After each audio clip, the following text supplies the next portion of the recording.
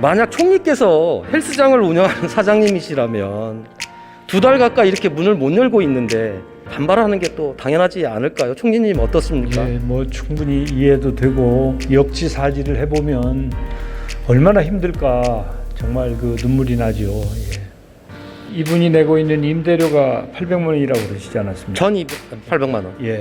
그러니까 그 임대료를 영업을 하지 못하면서 부담해야 되는 자영업자의 눈물을 어떻게 닦아줄 것인가.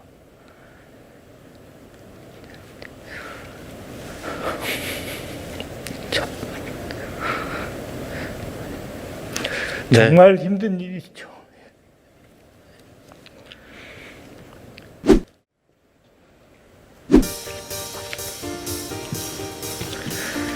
수고 많으십니다. 예. 방역의 사각지대에 이어서 생존의 외곽지대로 몰린 우리 자영업자 이야기들 좀 해보겠습니다. 예. 코로나라는 전대미문의 사태에 경제활동 인구의 25%를 차지하는 우리 자영업자들이 직격탄을 맞고 있지 않습니까? 그렇습니다. 그래서 정부가 지난 12월 29일 코로나 3차 확산에 대응하기 위해서 총 9조 3천억 원의 예산을 지원하겠다고 발표했습니다. 그렇습니다. 그중에 5조 원가량이 소상공인 지원입니다. 예. 그런데 이런 지원에도 불구하고 상인들이 헌법소원도 내고 그리고 방역 지침까지 거부하겠다는 움직임을 보이고 있는데 총리께서는 이런 이유가 뭐라고 생각하십니까?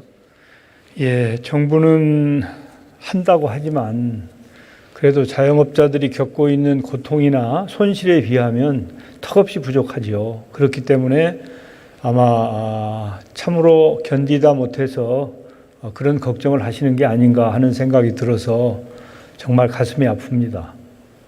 코로나19 팬데믹 때문에 오히려 호황을 맞는 것도 있는 상황에서 정부의 계속 자영업자와 소상공인들에게 고통 분담을 강요하고 있으니까 저는 상인들이 반발할 수밖에 없을 것 같습니다. 결국 국민들이 쌓아올린 K방역이라는 큰 댐에 구멍이 생기기 시작했다는 반증이라는 것이죠. 그래서 총리께서는 이런 상황에서 K방역의 핵심 과제인 고통 분담의 형평성을 기할 그런 방안들을 혹시 갖고 계시는지 질문드리겠습니다. 예, 사실은 제가 정말 고민하고 있는 부분 중에 하나를 의원님께서 지적을 해 주셨습니다. 죄 없는 자영업자 소상공인들이 엄청난 피해를 보고 있는데 일부 업종의 경우에는 평소보다 훨씬 더 호황을 누리는 업종도 있지 않습니까? 네. 그런데 물론 그분들이 이제 법인세도 내고 또 고용도 증가하고 하긴 하죠. 그렇지만은 이제 그분들이 추가로 부담하는 그런 부분이 이런 자영업자들이나 피해를 보는 쪽에 비하면 아무것도 아닌 상황이어서 이 세상이 그렇게 공평하지만은 않다. 혹시 이분들이 이렇게 코로나19 때문에 물론 계획한 건 아니지만 결과적으로 이득을 본 그런 그룹이 뭔가 역할을 해야 되는 거 아니냐 그런 생각을 하고 있습니다만은 이 마땅한 방법이 없는 것이죠. 왜냐하면 그런 경우를 상정해서 우리가 어떤 제도를 만들어 놨다든지 입법을 한 게 없기 때문에 현재로서는 이제 그분들이 좀 기부를 좀 더 해줬으면 좋겠고 또 CSR 사회적인 책임을 좀 더 적극적으로 수행해 줬으면 좋겠고 하는 그런 거 말고는 이제 당장 강제할 수 있는 그런 법이나 제도가 없어서 사실 개인적으로 이런 때 그렇게 수혜를 본 업종에서 고통을 일부 분담해 주면 얼마나 좋을까. 혹시 지혜로운 방법은 없을까. 그런 고민을 제가 사실은 하고 있는 중입니다. 그런데 아직은 제가 의원님께 말씀드릴 수 있는 그런 묘안을 만들어내지 못해서 유감스럽습니다.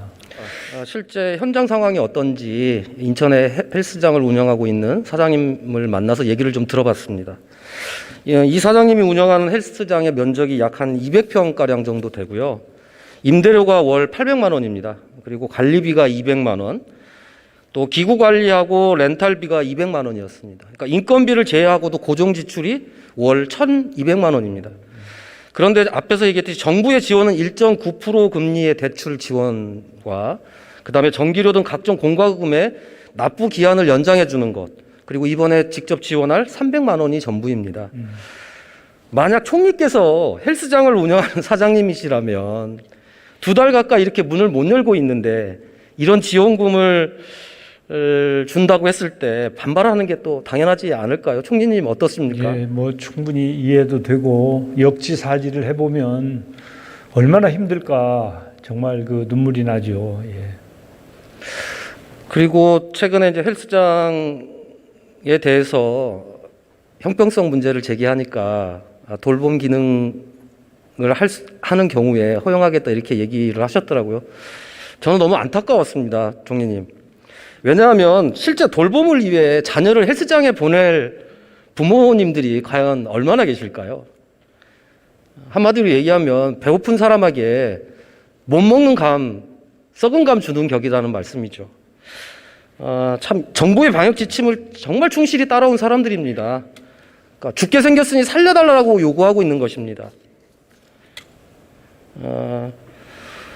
그런데 이것은 헬스장만의 문제가 아닙니다. 정부가 무조건 상인들 문 닫을게 할 게 아니라 문을 닫아도 버틸 수 있는 실질적인 지원을 저는 해야 된다고 생각을 하는 거거든요. 총리님, 우리나라 헌법 제23조 3항에는 공공필요에 의한 재산권의 수용, 사용 또는 제한 및 그에 대한 보상은 법률로서 하되 정당한 보상을 지급해야 한다고 명시하고 있습니다. 방역이라는 공공필요에 의해서 집합 제한이나 집합 금지 명령을 내린 업종에 대해서는 정당한 보상이 지급되어야 한다고 생각하는데 총리님 어떻습니까? 예, 뭐 우리가 거기에 대한 법을 가지고 있지는 않습니다. 그렇지만은 헌법 정신이나 또 세상 이치를 보면 그게 온당한 판단이죠. 그런데 이제 우리 정부로서는 현재 법과 제도가 없기 때문에 거기에 대한 대책을 내놓지 못하고 있는 것이고, 제가 알고 있기로는 관련해서 국회에서 이런저런 입법도 발의가 이어지고 있는 것으로 알고 있고, 또 대통령께서도 그 이분이 내고 있는 임대료가 800만 원이라고 그러시지 않았습니까? 전 800만 원. 예. 그러니까 그 임대료를 영업을 하지 못하면서 부담해야 되는 자영업자의 눈물을 어떻게 닦아줄 것인가.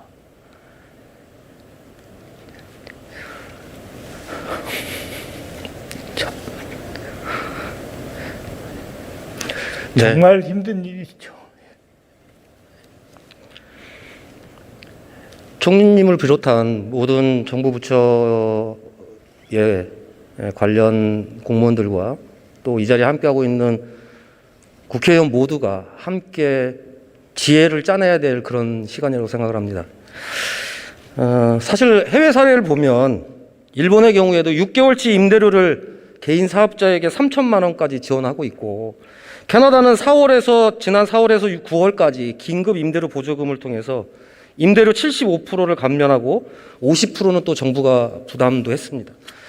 미국과 독일의 경우에는 임대료를 연체한 이유로 임대차 계약을 해지하거나 강제 퇴거 절차를 개시할 수 없도록 하고 있습니다. 총리님 눈시울을 붉히셨겠지만 우리나라도 실질적인 임대료 지원을 못할 이유가 없지 않겠습니까?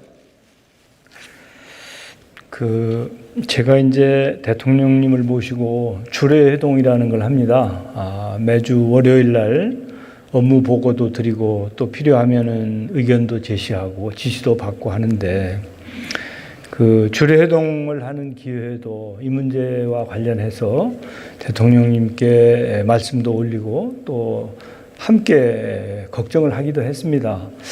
저는 이 문제와 관련해서는 나름대로 정치권에서도 그렇고 정부와도 함께 뭔가 뭐 다시는 이런 상황이 오지 않아야 되겠지만, 이제 좀 지금 이 코로나 위기를 겪으면서 거기에 대한 대책을 만드는 계기가 돼야 되지 않겠나, 저는 그렇게 생각을 합니다. 예.